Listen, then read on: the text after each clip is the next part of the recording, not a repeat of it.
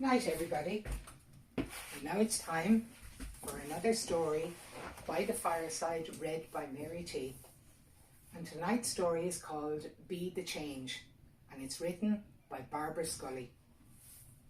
Mia, my youngest daughter, is a music-obsessed, art-mad 18-year-old hippie. Her bedroom looks like something that the 1970s left behind, with the dark purple walls adorned with batik hangings, photos of her favourite bands and her own swirling groovy artwork. Somewhat lost amongst all this cool decor hangs a pastel-hued, childlike framed birthday card. This card, carefully crafted by me 17 years ago, looks like something a 6-year-old might have made.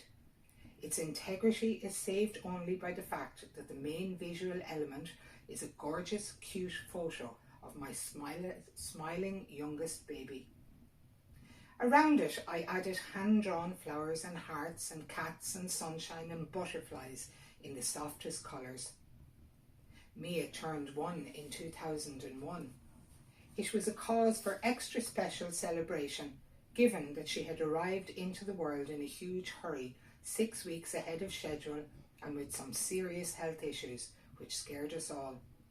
In those first days, her future was, well, somewhat uncertain.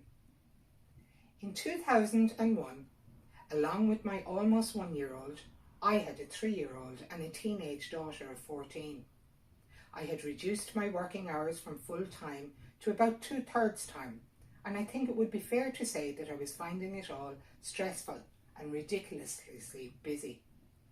So a month before Mia's first birthday, I handed in my notice, pausing a paid working life that had spanned 22 years. I was finally indulging in my dream of an idyllic domestic future.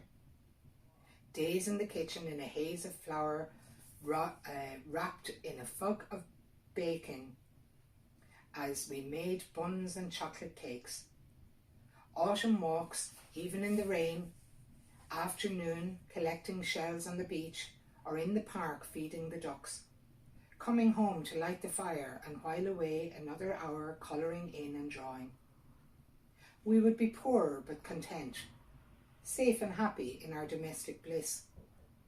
One of my last big tasks before retiring was to take part in an off-site company presentation. Afterwards, I made my way back to the office, feeling relieved and happy that I could now begin the real process of winding down towards my new, gentler life. Oh yes, God was in her heaven and all was right with the world.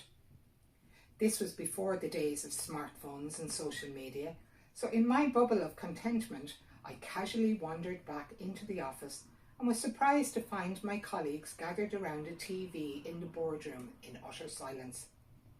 I stared at the screen, trying to make sense of what I was seeing. A plane had crashed into the World Trade Center. It was a beautifully clear blue sky morning in New York. It can't have been an airliner. It must have been a small private jet, I offered, because an airliner couldn't just crash into the World Trade Center. And then, as we watched live on Sky News at just after 2 o'clock, a second plane hit the other tower. A knot of fear and dread formed in my stomach as the realization dawned that this was no tragic accident. I stood petrified by the terror that was happening, live on air, in a city that was so familiar. And it just kept getting more horrific. People jumping to their deaths, and then the tower collapsing, taking with them the lives of so many more, including firefighters and police. The world seemed to be tipping slightly off its axis as these images burnt themselves deep into my brain, where they still live. On the 14th of September, Ireland held a national day of mourning. All shops and businesses were closed. The following day was my baby's first birthday, and I had no card. The world was still engulfed in the news from New York. I tried to shield my youngest two from the replaying horror as it seeped from the radio, TV and newspapers.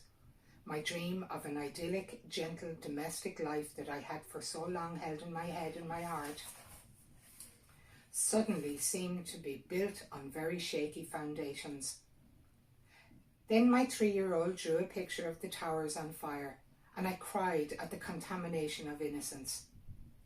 The great man of peace, Gandhi, said, "Be the change you want to see in the world."